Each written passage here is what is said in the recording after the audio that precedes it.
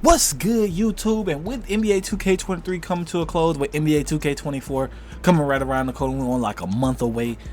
These are the top three things. These are the top three things on my wish list that the NBA 2K24's builder needs in order for NBA 2K24 to be a great game. But before we get into the video, man, like, comment, subscribe if y'all boys are new. We on that big road to 3K sub. Y'all boys already know we ain't gonna start till we hit it. Now, let's get into this. Now, these are the three things that I feel like the game needs, and we're gonna go one by one. So obviously, I'm gonna make a we're gonna stick at small for it because I want to stick just only to this build, which is the best build in the NBA 2K, and that is the 6'9" builds. Now, the 6'9" builds are absolutely crazy, but it's three things I feel like 2K can do in NBA 2K24 that can make this build still viable, but at the same time it's going to create variety. It's going to create variety in the game. So of course we're going to stick with the 6'9". Now, first thing, number one thing that they need to do in the 2K24 builder is get rid of badge tiers. I feel like badge tiers is the main reason why people made 6'9" builds in the first place, because with the 6'9" build, you see the main badges you need: Limitless Takeoff, Slithery, Fearless Finisher. Really, Limitless Takeoff is probably the only badge you need in the finishing category. You get it at tier 2.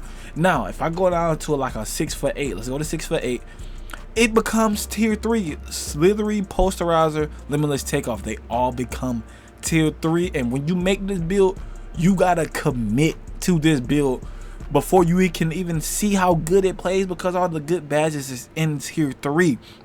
So there really isn't no point in making a 6'8" when you can go height 1 inch higher and get all the badges that you need at tier 2, so you don't even have to grind the build all the way out to see if it's good or not.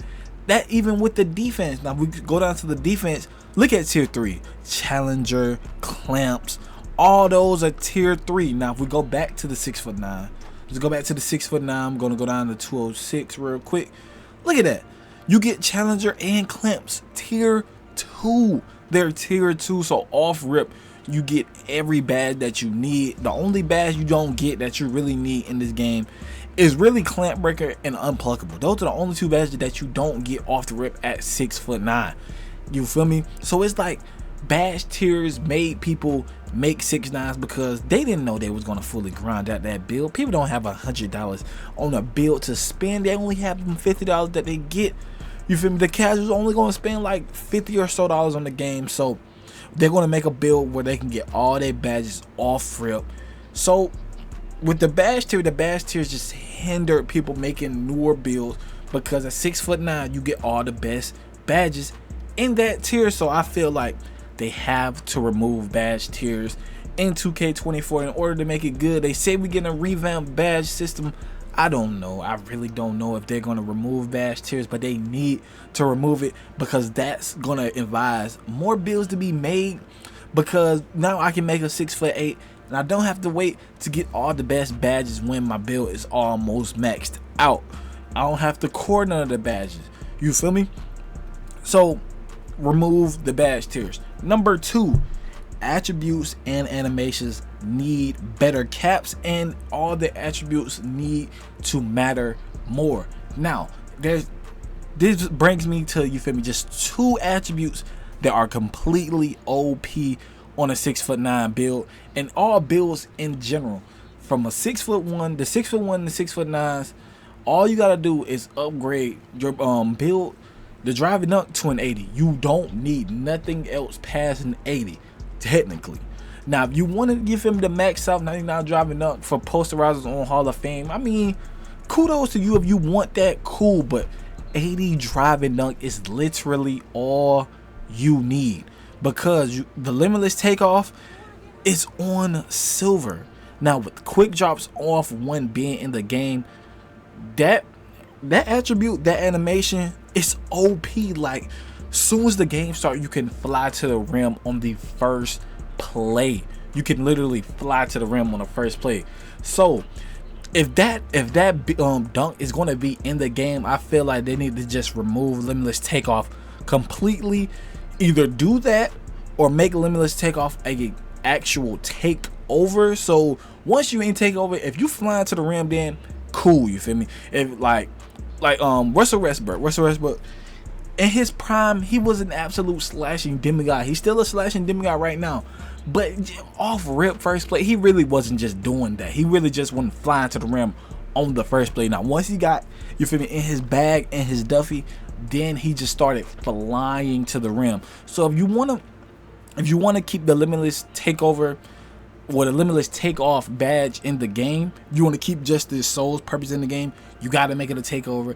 And with Crip Drops off one, you either take it out the game completely, or you make it till you can only do that specific flying to the rim dunk and takeover, you feel me? But 80 driving dunk shouldn't be, it really shouldn't be the best attribute in the game. It really shouldn't. It shouldn't be. It should be the best attribute in the game. You feel me? For dunking, should be 95 and above. You should still be able to dunk, get some pretty decent dunks at an 80 driving dunk, but 80 driving dunk should not be the best attribute in the game, in my opinion, for driving dunk. And of course, the speed with the ball. Now, a 6'9", me personally, tall players can dribble in the league like Kevin Durant. It's a lot of big men that know how to dribble too, like Karl-Anthony Towns, Anthony Davis, people like that. They can dribble, so I don't mind big players, tall players having the ball handling attribute.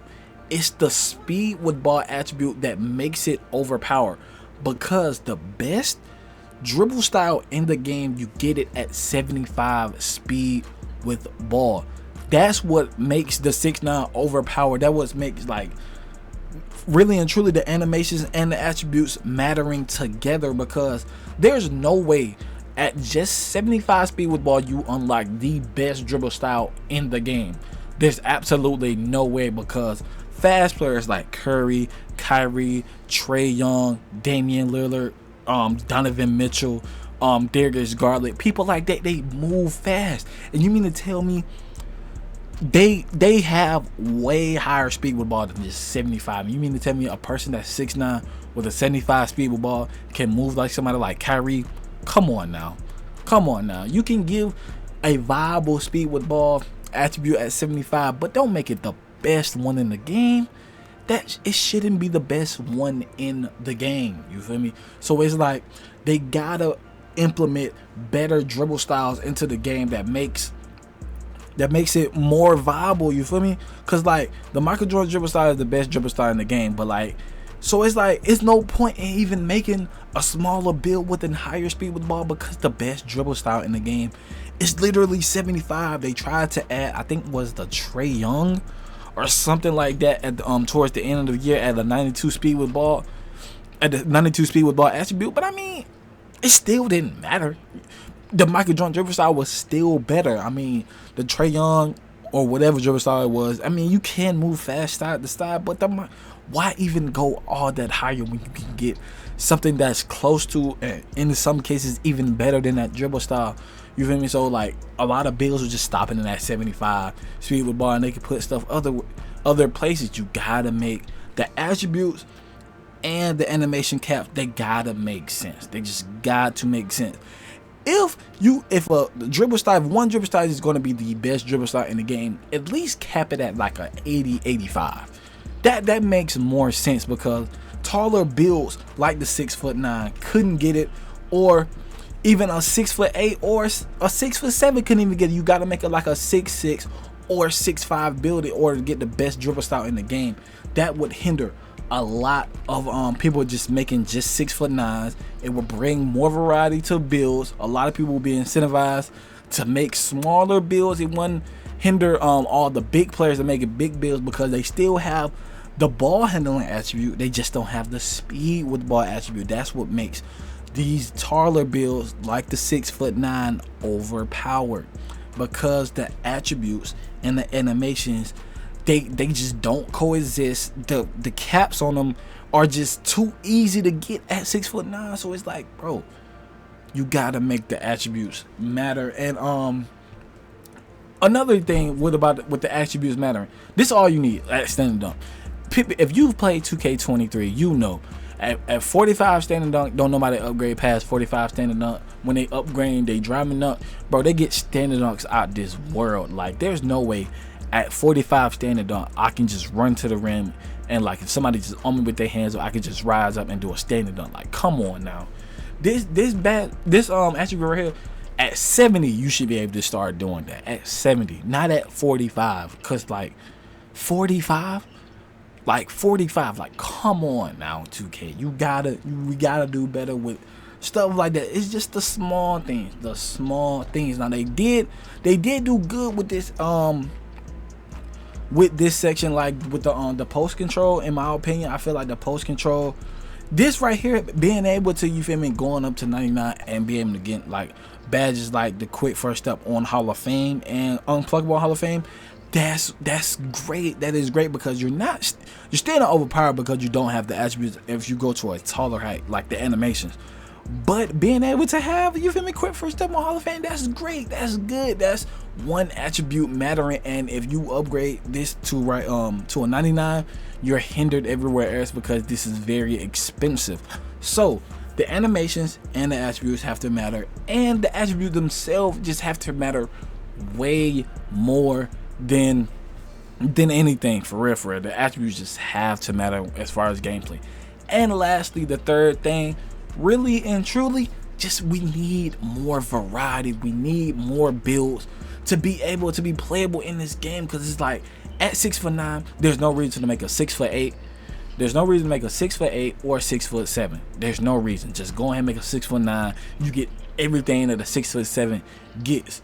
Now, another thing, like, really and truly, don't even make a 6'1" technically. Let's go to shooting guard. It's like at 6'1", you get everything you want right here. You feel me? You get everything you want. You get your 95, you get your 93 ball, you get your 92 dribbling. But it's like, it's either make a 6'1" or go all the way to 6'9". That's like what, 7 heights that doesn't even matter, because like there's no variety. That's back to what I was saying with the attributes and the animations. They have to matter. They have to matter in order for us to get the variety, because that's really what is the build. This build right here is losing. It's losing just pure variety. We all see the same inside out score, like every game. You see inside out score. We need to get back to those. I don't want to revert back to those days, but at the same time, we do need to get back to build names matter. A variety of builds you play against, like in NBA 2K20, you had the two-way slash and play. You had the sharp, the stretch playmaker. You had the play glass. You had the BP build. I'm telling you, it's like when you seen a build name, you knew exactly what you was getting. But on NBA 2K23, you don't even look at the build name. You just really just look at what they do in the game. You really just go straight to their 3-point percentage. If their 3-point percentage is good, they're good. But besides that, that's how you figure out whether a player was good or not. You feel me? Because back in NBA 2K20, if you seen a rebounding wing, bro, you knew he was a defender. And you probably leave him open the first play. If he shoots and green that corner 3, you know he was a shooting rebounding wing. That brings more of the rare build variety too. Like, because like back in those days, if you seen a rebounding wing, you didn't know whether he was a shooting rebounding wing or just a regular lock. Just like the two-way slash and playmaker, you didn't know if they was really like that, they could shoot with that build, but you knew they was trying to play make, they was trying to slash, get to the rim, pass it out, and they was pretty good defenders. We need to get back to that, where a variety of builds matter, where a lot of people running, you feel me, 6'3", 6'4", 6'5". A lot of people running the tall builds like the 6'9". Not everybody on a 6'9", but every now and then you do see a 6'9", a 6'10.4". We need to get back to those 6'8.4", because I haven't seen a true 6'8.4" in this game at all. Y'all let me know down in the comment section, have y'all played one? But I haven't seen a 6'8.4" in the game at all. I haven't seen a .4 in the game, period. I haven't played against one all year. And that's strange, because I usually see those in like month 2, month 3 of the game. Really, month 1 of like all the older 2Ks, I seen a .4. You feel me? The .4, they get wicked, and we need that back into the game. But those are the 3 things that I wanted to talk about, man. The 3 things that the NBA 2K24 builder needs to remove the badge tier. The badge tier just eliminates even making another hype build, because 6 for 9 they get all the best badges in tier 1 and tier 2. Attributes and animations need better caps, and the attributes need to matter more. And lastly, we just need more variety in NBA 2K24. But man, hopefully y'all boys enjoyed this video, man. Like, comment, subscribe if y'all boys are new. Click one of these 2 videos. I don't know why you still here. Click one of these 2 videos, bro. You still sitting on the video. Click it right now. Now.